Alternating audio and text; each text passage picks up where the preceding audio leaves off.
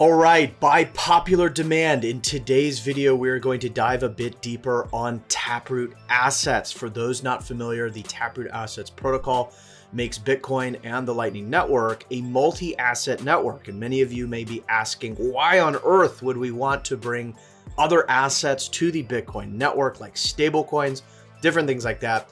I would invite you to check out my other video that I just did on why Tether's announcement to bring USDT to Bitcoin as a Taproot asset is a big deal, regardless of what type of Bitcoiner you are. Maybe you have absolutely no interest. You are all in on Bitcoin. You hate stablecoins.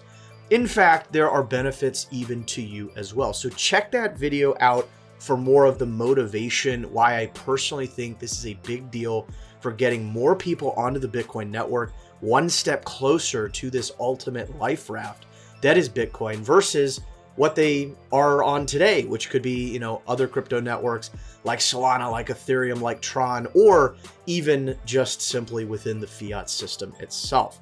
So check out that other video for the motivation as to why this is important and impactful. But in today's video, we're going to dive a bit deeper into how it all works. I'll show a demonstration even with the Joltz wallet of how some of this stuff works. And we'll talk about where the ecosystem is as a whole as well. Without further ado, let's jump in.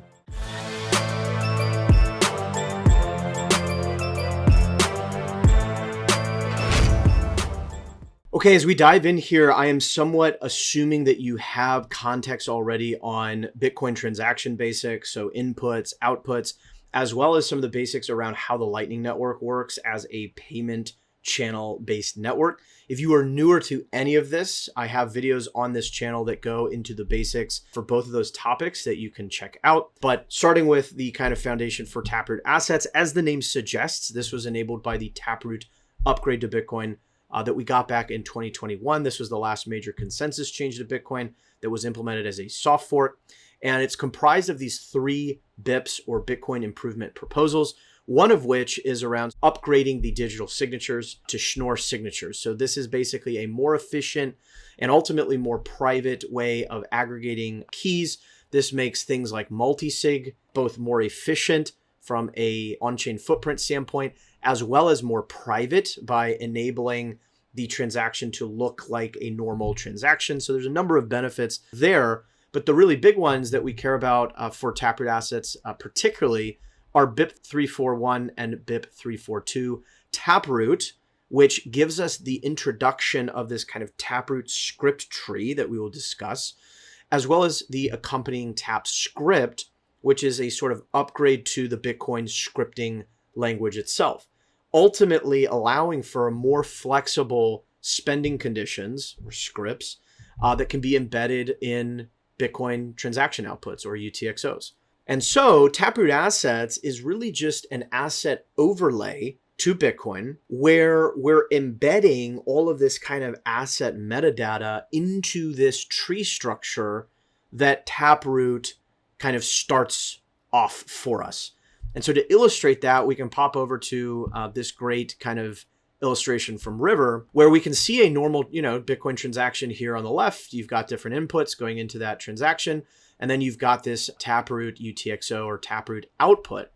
And here is that Taproot script tree that the Taproot upgrade gets us. And so the first observation here is that all of this is extremely chain efficient, right? You have essentially this Taproot root hash that is going on chain in this output. So that root hash is being committed to, or it's basically condensing a lot of additional data into this one hash that goes on chain. And it is nested within that we have all the kind of Taproot asset stuff. And that stuff is going to include the asset script hash. You're going to have information in terms of amounts of the asset. We'll get to that in more detail. The reason this is also super helpful is you have Taproot Assets nested in what is already this kind of standardized top level commitment, right? This Taproot root hash. So that's very nice in that it just plugs nicely into what we already have with Taproot. We're not imposing additional data that full nodes have to store on the blockchain. This was a very controversial point with meta protocols like ordinals and runes, where you had like all the asset metadata itself, like chiseled on chain. So this is a very different approach where you have just that Taproot root hash and all the kind of other metadata is stored off chain. So very, very efficient on-chain footprint. That is critical. But then you may say, okay, well, like where's everything else? And so, if we come back down to this guy, and again, I know this is a little bit harder to see, but we have from that nested tree, you have all this off-chain data. And this is what's called a Merkle sum sparse Merkle tree. So a bit of a mouthful. But this tree structure gives us a number of critical properties. The first is that sum property. So you basically have asset supply kind of inflation protection, right? You want to make sure that you can prove the supply of a particular asset and ensure that that supply has integrity. So that's how you get the asset inflation part of all this. And then you also want to have a structure that allows for a quick retrieval of this proof data, which is ultimately what all these leaves are containing, is proof data that allows us to say, to prove whether there's ownership of an asset, how much of the asset is owned by a particular address, as well as non-inclusion. So how can we prove that an address no longer has a particular asset? That is computationally difficult to do if you don't have a tree structure like this that makes that really efficient. And so sending a transaction of an asset from, me to you is going to change this kind of bottom level data encompassed in these different leaves. And then all the kind of hashes rolled up that tree are going to change as well. And that gets hashed onto the Bitcoin blockchain. And so the normal, Bitcoin proof of work that we all know and love is being used for transaction ordering, preventing double spending, all the kind of great normal things that we want and appreciate from Bitcoin. And again, even this is like a fairly high level digest of what is going on here. I will reference in just a little bit some of the resources if you want to dive deeper into like how are all the different kind of proof systems working and all that good stuff, which is well beyond my pay grade. So let's talk about how assets get minted. And I think one critical piece to be aware of, right? A lot of people saw the announcement, Tether's bringing USDT to Lightning, right? Okay, Taproot Assets, Lightning. And yes, indeed, that is one of the huge benefits of Taproot Assets. Not only does it allow for arbitrary asset issuance, this can be fungible assets like stablecoins. It can also be collectibles. Those start on chain. So you mint assets on chain. And then for fungible assets like stablecoins, you can lift those assets into Taproot asset channels, which are functionally equivalent to Lightning channels, as we will discuss. And so how assets get issued, you basically have the creation of a unique asset ID, which is a hash of this Genesis output. The Genesis output is basically the first previous out point, so a particular output within the overall output in an on-chain minting transaction. So the asset mint happens on chain, and then of course those assets can be transferred and moved. Right? So we're able to derive Taproot addresses, so normal Taproot addresses, and then move those assets inside that tree structure by communicating that address to a current holder of the asset. I'm actually going to demo what that looks like in kind of a wallet interface in the Joltz wallet in just a moment. But maybe to kind of hammer that point home, this is actually a great deck, by the way, from the Diamond Hands community in Japan, who's done a lot of great documentation. You'll see this is referencing Taro, which was the original name for the Taproot Assets protocol. So don't get confused if you see that. But essentially, we can see what is happening here. So Alice creates a new Taproot asset, and it has 10 units. So there's 10 units of supply of this particular asset. And that, as we will discuss, is actually all stored locally on the client side. So Alice commits to that off-chain data in this, tree structure here. So here's the asset leaf. Okay, the amount is 10. She commits that in her output here, which is on chain. And then let's say that she wants to send all 10 units of that asset to Bob. She will spend that UTXO. And in doing that, both Alice and Bob will now commit to the new balances for this asset. So for Bob, he now has 10 units of that asset encompassed within his output here, right? And then Alice has updated this as well. And so we can now not only verify the provenance of this asset through these different proofs in these different leaves, we can also verify that, okay, Alice has no longer any of the asset and now Bob does. And so we've now alluded to this important concept, which is a lot of this is happening off-chain. And furthermore, a lot of this is happening client side. So like a client might be, a mobile wallet that you have on your phone device or whatever. And so that client is doing a lot of validation of the proofs.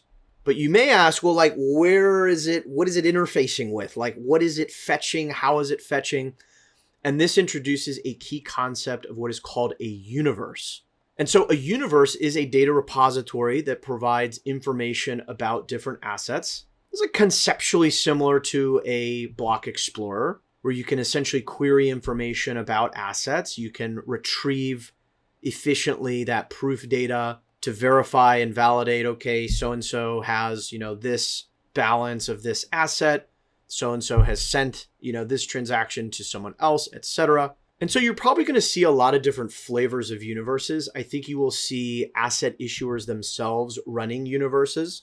So like Tether is probably going to run a universe for USDT as a Taproot asset. You can also federate universes. There are going to be community run universes. You yourself could run a universe. And so one of the big questions I got from some of you watching the first video, the more kind of, motivation behind all this video, a critical question that you rightly asked was like, whoa, like this feels like a problematic trust assumption if I'm having to kind of trust this universe, right, for, the data. But I suppose conceptually, it's not that much different than like running a Bitcoin node, right? If you're not running your own Bitcoin node, then you're trusting someone else to authentically retrieve information from you, for you, on your behalf, from the P2P network that is Bitcoin, right? And you're also trusting them to broadcast your transaction information authentically and with integrity as well. So in a way, it's not dissimilar from that. And again, there's also a lot of protections on the client side as it relates to validation. So for example, like Tether themselves couldn't like cheat me, the user, out of my assets just because they themselves are running the universe. Because a lot of that validation is happening on my client side, and client will say, hey, like something's not adding up here. That is the beauty of these cryptographic proofs. And furthermore, even when you send a transfer, like that proof data doesn't have to kind of go through Tether, right? Like Tether doesn't have to approve that transaction in any way. That is permissionless and that just happens. And so you still get all the kind of self-custodial trust minimization that we know and love about Lightning.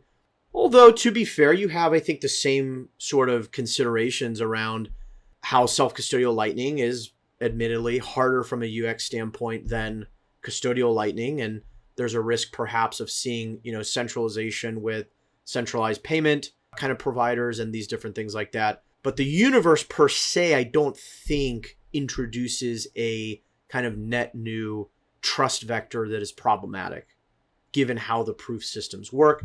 Maybe an engineer and developer can keep me honest on that. And so the last thing I want to cover is I'm actually going to pull up a presentation that I did down in El Salvador just the other week. This was the day after the big Tether announcement. And this is grabbed from some of the Lightning Labs documentation. So I did not, make this helpful diagram. But talking about how Taproot Assets sends and transfers work on Lightning is super important, because this is really, I think, is where a lot of the magic is going to happen from a user value prop standpoint, right? Getting instant multi-asset, super low cost payments on the Lightning Network, right? Like that's kind of the holy grail. And so we have this introduction of what's called an edge node. So an edge node is just a Taproot asset aware Lightning node. So for those of you that are, already running LND, which Taproot Assets is an open protocol, so there's no reason why C Lightning couldn't support Taproot Assets, for example. However, LND, at least initially, is where you'll have support for that, given that Lightning Labs is the one that developed, the Taproot Assets protocol. So for those of you that are running an LND node, you can pretty easily add the Taproot Assets sort of awareness. In fact, all of that comes now in the LitD bundle. So you get kind of all the things, just as a single binary. Or for those of you that are running Lightning nodes and maybe you use like Lightning Terminal as an app to open channels and, do all your different operations with your node, Terminal now has support for Taproot Assets, which is super cool. I've done a tutorial on Terminal in its kind of just Lightning form. And so I'll have to do a refresh for Taproot Assets as well. But conceptually how this works is, let's say that Alice here is sending $10, let's just say 10 USDT as a Taproot asset to Zane. So what's happening? Well, first of all, Alice could have a direct Taproot asset channel with Zane. And that would make it really easy because she could just, similar to a Lightning channel, push value directly across as many times as she wants, and vice versa with Zane. But let's say she doesn't have that direct Taproot asset channel connection with Zane. And so the beautiful part about Taproot Assets is that it can interoperate with the existing liquidity and channel connectivity of the Lightning Network. So Bob here and Yana as well are those edge nodes. So they are aware of both Lightning in general, but also Taproot Assets. So what Alice is saying is like, hey, I want to get this payment to Zane. Bob is saying, hey, no problem. I will accept your 10 units of USDT. I'm going to pass this payment along, though, as sats. And so Bob is using this RFQ process, request for quote, to establish some sort of exchange rate between those assets. That's a whole kind of, body of additional content I could probably do a video on, that RFQ process. But Bob is then able to pass that payment along as just Satoshis.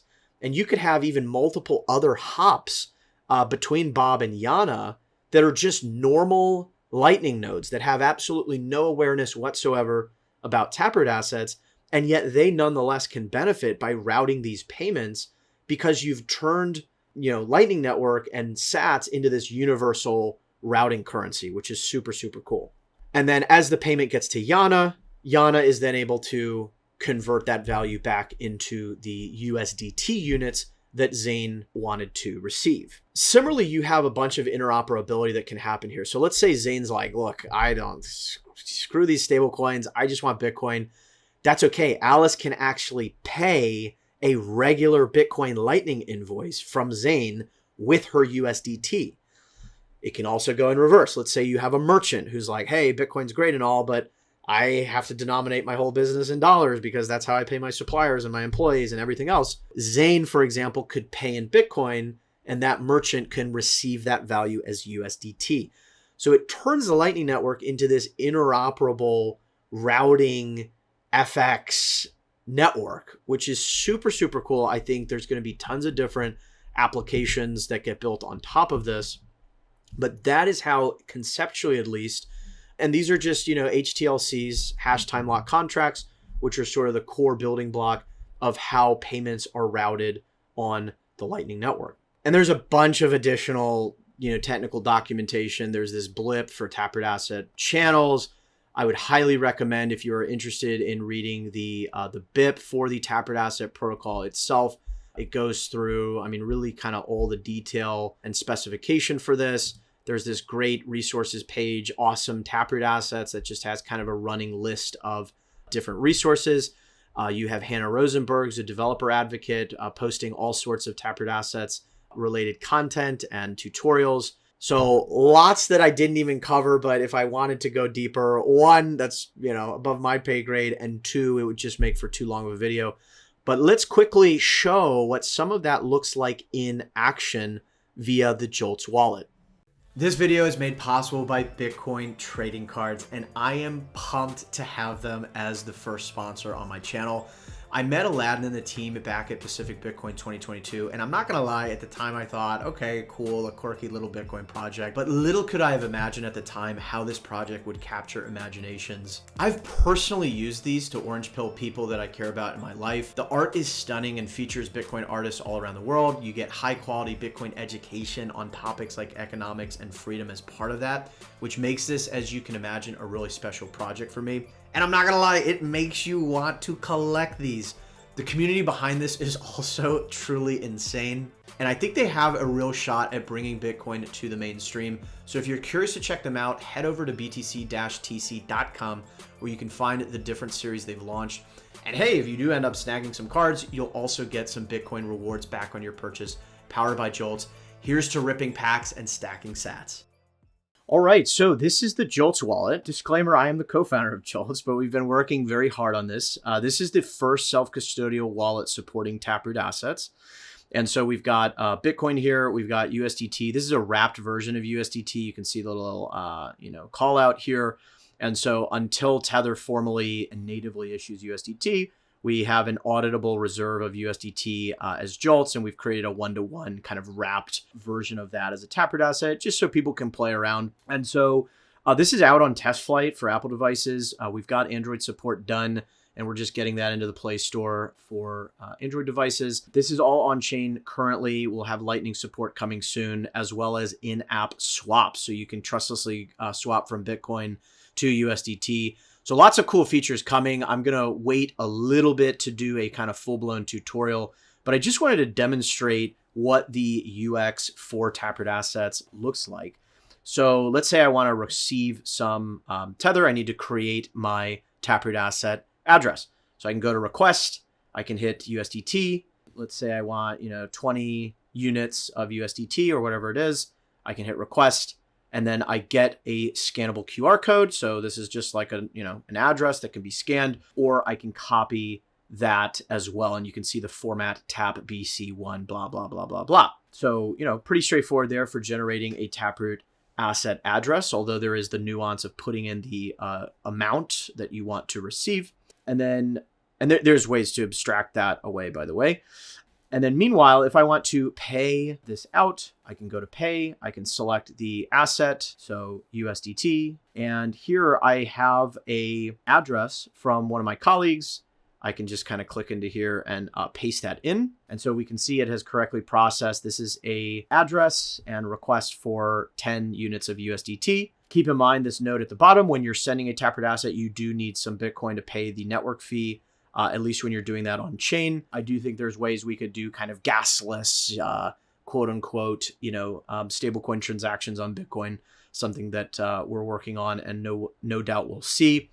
I can hit continue. We can specify the on-chain fee. So again, this is an on-chain payment, and we'll hit pay. And there we go. Payment successful. I can come back home. I can see my balance has been reflected, and I can go to my history here in the middle. And indeed, I can click and see this pending transaction. And there we go. That's a real transaction in the mempool. We're using just mempool.space here as a block explorer, but pretty cool. So that's the self-custodial send and receive of a Taproot asset. With all that, let's cover a few last topics as we close out this video. All right, so today we took a closer look at how Taproot Assets works under the hood. As I mentioned, even this is just sort of 1 degree deeper. There is a lot more technical detail for those of you that may be developers or may want to really dig into this stuff that I mentioned earlier and that I will link in the description down below. But you may ask, well, where are things currently? All of this is on mainnet. So, Taproot Assets, sort of the on-chain piece, as well as the ability to lift assets into Taproot Assets channels. That has all been on mainnet. You have a number of different projects that have created sort of wrapped versions of Tether as a way for users to start kind of playing around with kind of a wrapped, Taproot asset version of Tether. At Joltz, we worked with a Brazilian stablecoin issuer, Ulin, who is the issuer behind DPix. And that became the very first real minted Taproot asset. We did a very cool alpha project with them down in Brazil late last year, where users were able to instantly swap between DPix and Bitcoin. The use case there is a more private way for users to onboard to Bitcoin with the use of stablecoins. So a pretty cool use case that we don't often think as much about.